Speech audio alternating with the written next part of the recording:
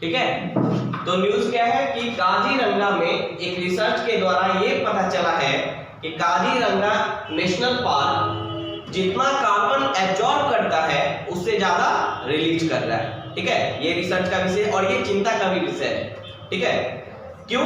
क्योंकि फॉरेस्ट का हमारा काम क्या है? कार्बन को एब्जॉर्ब करना, कार्बन सिक्वेस्ट्रेशन बोलते हैं उसके, उस है ना।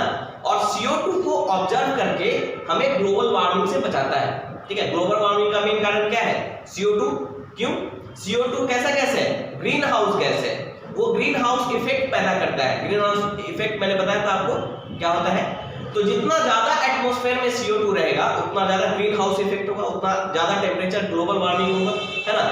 तो जितना फॉरेस्ट रहे, जितना ज्यादा फॉरेस्ट होगा हमारे यहाँ उतना ज्यादा कार्बन सिक्वेस्ट्रेशन होगा, यानी कार्बन CO2 को एब्जॉर्ब करेगा एटमॉस्फेयर से, है ना, और उतना ग्लोबल वार्मिंग का इंसिडेंस कम होगा, है ना। लेकिन अभी ये रिसर्च के द्वारा पाया गया है कि काजीरंगा नेशनल पार्क जितना CO2 रिलीज कर रहा है, ठीक है, एब्जॉर्ब कर रहा है, उससे ज्यादा रिलीज कर रहा है, यानी नेट कार्बन उसका बढ़ता जा रहा है ना। अब आपको पता है कि फॉरेस्ट दोनों तरह का काम करते हैं, कार्बन CO2 को रिलीज भी करते हैं और एब्जॉर्ब करते हैं। रिलीज कब करते हैं? At the time of respiration, जब वो सांस लेते हैं फॉरेस्ट या ट्री तब CO2 को रिलीज करते हैं। But at the time of photosynthesis वो क्या करते हैं? CO2 को एब्जॉर्ब करते हैं और in the presence of sunlight they convert this CO2 into food. Okay, तो फॉरेस्ट के द्वारा दोनों काम एक साथ हो रहा है। तो जो रेट होना चाहिए रिलीज का, CO2 के रिलीज का, वो कम होना चाहिए इन कंपैरिजन टू एब्जॉर्प्शन, है ना। तब बोलेंगे कि जो नेट कार्बन जो हो रहा है वो क्या हो रहा है? एब्जॉर्ब हो रहा है। लेकिन जब रेट ऑफ रिलीज ज्यादा हो जाएगा in comparison to rate of absorption, तो उस केस में क्या होगा? नेट CO2 रिलीज होगा, है ना।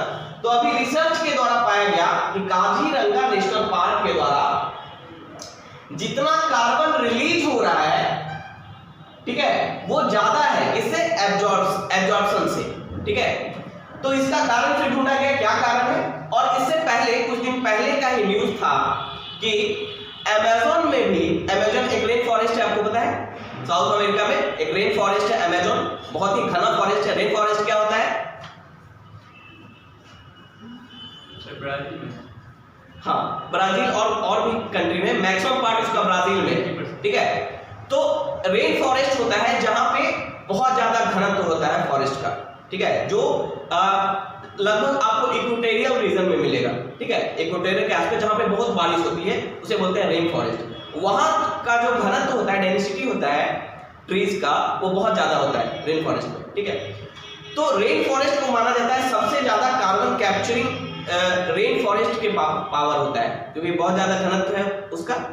तो जितना ज्यादा घनत्व होगा फॉरेस्ट का उतना ज्यादा उसका कार्बन कैप्चरिंग का पावर होगा। तो ऐसा देखा गया है हाल ही के दिनों में कि अमेज़न रेन फॉरेस्ट में भी जितना कार्बन एब्जॉर्ब होता था उससे ज्यादा अब रिलीज होने लगा है ना, ये देखा गया है। और रिसेंटली काजीरंगा में भी ये देखा गया कि जितना कार्बन वो ऑब्जर्व करता है उससे ज्यादा वो रिलीज करने लगा है। तो ये हमारे लिए बेनिफिशियल नहीं है, ये हमारे लिए चिंता का विषय है।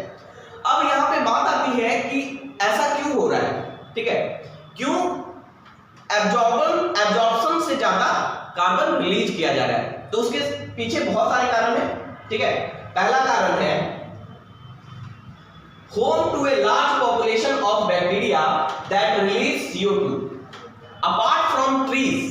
ठीक है, काजीरंगा नेशनल पार्क में apart from trees and animals कुछ ऐसे बैक्टीरियाज हैं जो कि CO2 को रिलीज कर रहे हैं ड्यूरिंग देयर रेस्पिरेशन प्रोसेस। समझ में आ रहा है? जो पौधे हैं वहां के या जो एनिमल्स हैं वो तो रिलीज कर ही रहे हैं CO2 को, साथ ही साथ Kaziranga park is a home to a large population of bacteria that releases CO2। यानी काजीरंगा नेशनल पार्क में ऐसे बैक्टीरिया का पॉपुलेशन काफी ज्यादा है जो CO2 को रिलीज करते हैं रेस्पिरेशन के टाइम पे। ठीक है, तो पहला सबसे बड़ा कारण ये हुआ। दूसरा, decrease in photosynthesis activity during monsoon due to more cloud cover. अब होता क्या है, देखिए मानसून के टाइम, देखिए मानसून के टाइम सनलाइट नहीं पहुंच पाएगा ट्रीज तक, है ना, और उसके कारण फोटोसिंथेसिस की प्रक्रिया धीमी हो जाएगी, है ना। क्यों? क्योंकि फोटोसिंथेसिस सन के प्रेजेंस में ही हो सकता है।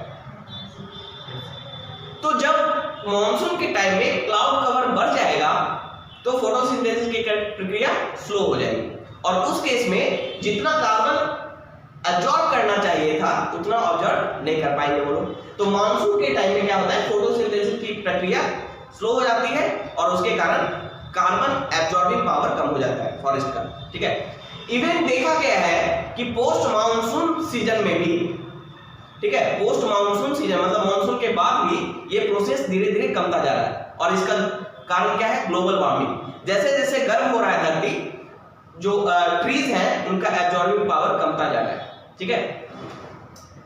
उसके अलावा एक और रीजन है less rainfall from transpired water. ये ट्रांसपायर्ड वाटर क्या होता है, आपको पता है कि ट्रीज में ट्रांसपिरेशन होता है। ट्रांसपिरेशन क्या होता है, एक्स्ट्रा वाटर रिलीज कर देता है। एक्स्ट्रा वाटर रिलीज करता है किसके थ्रू, स्टोमाटा के थ्रू।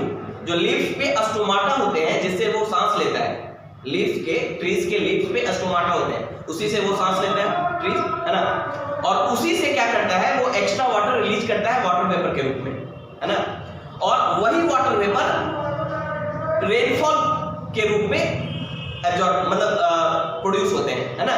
आपको पता है कि जब वाटर वेपर रिलीज होता है एटमॉस्फेयर में और जब वो ऊपर जाता है तो कॉन्डेंसेट होकर वो बारिश करवाता है। तो आप देखेंगे कि रेन फॉरेस्ट में जनरली देखेंगे मतलब मॉनसून के बाद भी बारिश होती है। उस बारिश का कारण क्या होता है, ये ट्रांसपायर्ड वाटर। ट्रांसपायर्ड वाटर मतलब जो वाटर वेपर ट्रांसपिरेशन के द्वारा रिलीज हुए हैं, एक्स्ट्रा वाटर वेपर जो वाटर जो रिलीज हुआ एटमॉस्फेयर में वो ऊपर जाकर कंडेंस होकर फिर बारिश करवाता है। तो ऐसा हाल के दिनों में देखा गया है कि ट्रांसपायर्ड वाटर के द्वारा जो रेनफॉल होता था उसकी मात्रा में भी काफी कमी आई।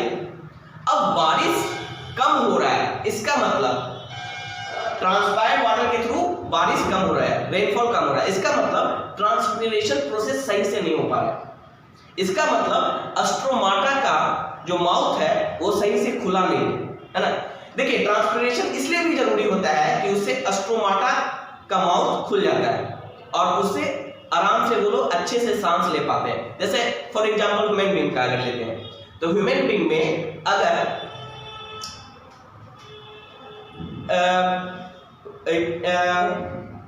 उसे क्या बोलते हैं, पसीना आना, है ना। ह्यूमन में जो पसीना आता है उसे क्या बोला जाता है, स्वेटिंग। अगर स्वेटिंग की प्रक्रिया क्यों इंपॉर्टेंट है, जब स्वेटिंग की प्रक्रिया होती है तो हमारे जो पोर्स है वो खुल जाते हैं, ठीक है, उसमें आराम से ऑक्सीजन या कोई भी चीज आराम से ट्रांसफर हो सकता है। तो उसी तरह वहां भी अगर ट्रांसपिरेशन होगा तो जितना ज्यादा ट्रांसपिरेशन होगा उतना ज्यादा उसके पोर्स, स्टोमाटा के पोर्स खुले रहेंगे, है ना, और उस केस में जो रेस्पिरेशन है वो काफी अच्छे इफेक्टिव वे में होगा, और जितना इफेक्टिव वे में रेस्पिरेशन होगा उतना ही चांस रहेगा कि ज्यादा से ज्यादा कार्बन को वो एब्जॉर्ब करे या रिलीज करे। ये होता है ना। तो less rainfall from transpired water ये भी एक कारण है कि जो काजीरंगा नेशनल पार्क है उसकी जो कार्बन एमिटिंग है वो बढ़ गई है, यानी नेट कार्बन एमिटर बन चुका है। नेट कार्बन एमिटर का मतलब समझ आ रहा है आपको, नेट कार्बन एमिटर मतलब जितना वो ऑब्जर्व कर रहा है उससे ज्यादा रिलीज कर रहा है, जितना वो एब्जॉर्ब कर रहा है, ठीक है, कार्बन को, CO2 को, उससे ज्यादा वो रिलीज कर रहा है। तो इसी को कहा जाता है क्या, नेट कार्बन एमिटर, ठीक है।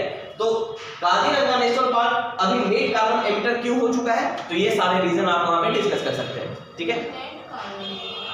नेट कार्बन एमिटर का मतलब हुआ जितना एब्जॉर्ब हो रहा है उससे ज्यादा रिलीज किया जाए, एमिट किया जाएगा ज्यादा, हाँ उसके बराबर नहीं। नेट मतलब कुछ है, नेट मतलब कुछ है पॉजिटिव में, यानी जब हम एमिशन और एब्जॉर्प्शन को सब्सट्रैक्ट करेंगे तो जो चीज बचेगा उसे नेट बोला जाता है ना। तो नेट है मतलब हाँ एक्सटर्नल भी होता है कार्बन पॉजिटिव, कार्बन पॉजिटिव भी बोल सकते हैं इसको, या नेट कार्बन एमिटर बोल सकते हैं, है ना। अब हमारे लिए क्या इंपॉर्टेंट है, ये न्यूज तो हमारे लिए इंपॉर्टेंट है ही, साथ में काजीरंगा नेशनल पार्क के बारे में भी हमें जानना कुछ चीजें इंपॉर्टेंट है। क्यों? क्योंकि प्रीलिम्स में कभी-कभी क्या होता है, जो न्यूज़ में जो रहता है नेशनल पार्क या कोई भी प्लेस, उसके बारे में पूछा जा सकता है ना। तो काजीरंगा नेशनल पार्क में के बारे में अगर देखें तो ये एक नेशनल पार्क है जो कि असम में लोकेटेड है, ठीक है। और क्यों इंपॉर्टेंट है? ये एक टाइगर रिजर्व भी है। 2007 में इसे टाइगर रिजर्व भी घोषित किया गया था काजीरंगा नेशनल पार्क को, ठीक है। साथ ही साथ ये यूनेस्को के वर्ल्ड हेरिटेज साइट में शामिल है, ठीक है। साथ ही साथ काजीरंगा नेशनल पार्क यूनेस्को के वर्ल्ड हेरिटेज साइट में शामिल है, ठीक है, जिस कारण ये काफी इंपॉर्टेंट है। इसके अलावा बर्ड लाइफ इंटरनेशनल एक संस्था है, बर्ड लाइफ इंटरनेशनल एक संस्था है जो बर्ड लाइफ के कंजर्वेशन को प्रमोट करती है। उसके द्वारा काजीरंगा नेशनल पार्क को इंपॉर्टेंट बर्ड एरिया घोषित किया गया है, ठीक है। तो ये सारे इसके सिग्निफिकेंस है कि बर्ड लाइफ इंटरनेशनल के द्वारा काजीरंगा को इंपॉर्टेंट बर्ड एरिया घोषित किया गया है, ठीक है। बहुत सारे वर्ड आपको वहां पे मिलेंगे, बहुत सारे जो एंडेंजर्ड स्पीशीज हैं वो काजीरंगा नेशनल पार्क में आपको देखने को मिलेंगे, ठीक है। नेक्स्ट है home of the world most one horn rhino. World में सबसे ज्यादा one horn rhinos Kaziranga national park में पाया जाता है, ठीक है। वन हॉर्न मतलब एक हॉर्न वाला, ठीक है, वो काजीरंगा नेशनल पार्क में सबसे ज्यादा पाया जाता है। और यूपीएससी कभी-कभी ऐसे भी पूछती है क्वेश्चन कि कोई रिवर दे देगा कि काजीरंगा नेशनल पार्क से कौन सा रिवर गुजरता है, तो आपको याद रखना है डीफू करके एक रिवर है, डीफू करके एक रिवर है जो कि काजीरंगा नेशनल पार्क से गुजरती है, ठीक है। और साथ ही साथ काजीरंगा नेशनल पार्क से नेशनल हाईवे 37 भी पास होता है। तो ये सारे इंफॉर्मेशन आपको याद रखना है काजीरंगा नेशनल पार्क के रिगार्डिंग, ठीक है, क्योंकि प्रीलिम्स में पूछा जा सकता है इससे, है ना।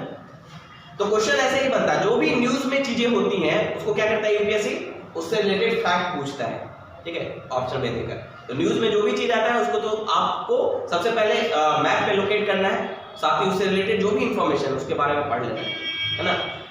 ओके।